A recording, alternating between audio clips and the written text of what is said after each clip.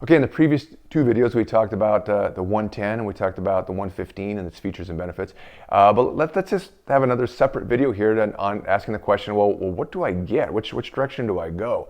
And let me try to help you out on that, because the 115, it is our latest and greatest newer model. If the original 110 is you or me, well then the 115 is that guy that she said, oh, there's nothing to worry about, all right? It's just when you get it and you handle it and you use the features of adjusting the take-up indicator and what have you, it's beautiful. But it's not to take anything really away from the solid stock 110. So we get to the question, which route would I go? Well, first thing, if you're shooting a Glock 19 subcompact, that you'll really like the 115C. C stands for compact, okay?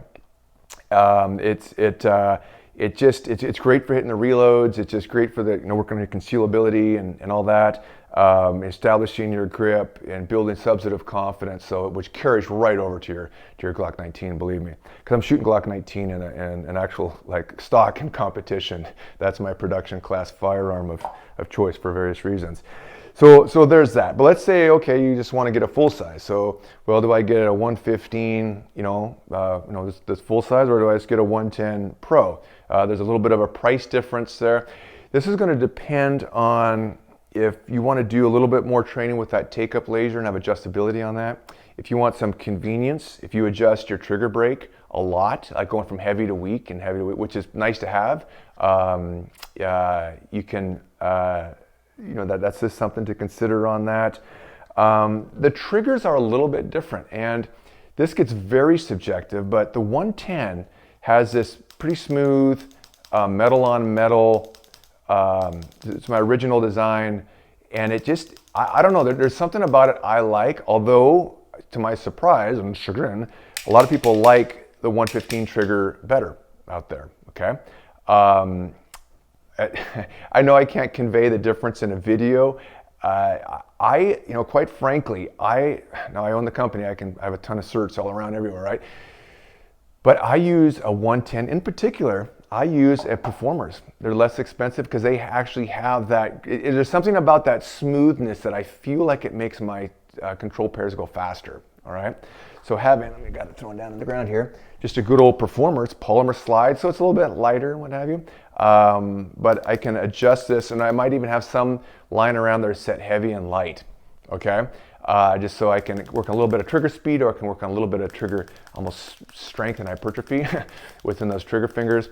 And the 110 just tends to work for that. This is so subjective, I probably even shouldn't say this.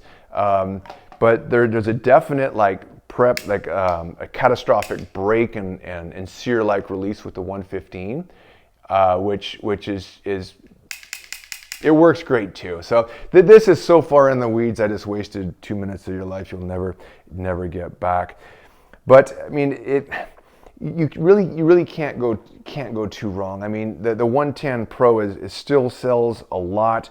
But like I said, if you want to do some adjustment with the take-up laser, if you want to play around with the adjustments a bit more, of the trigger, then go with that. If you want to lock in, because this has if you're a holster, particularly if you're a department and you say use Safari Lance and you really got to have a firm lock to defeat retention. This one kind of, but the 110 kind of does, but the 115 really has a pronounced surface there. There's that factor. So I hope this is kind of helpful. There's a tool in the back in the 115. There's no tool in the 110. The extent you want to have a 1.5 millimeter hex wrench on you, which is actually quite convenient to adjust the lasers, because once they come off doing a drop, then it's nice to be able to pop that out and get them right back squared away. Hope this is helpful. Our next video, let's just do a stupid one. Just why is it called a 110 and why is it called a 115?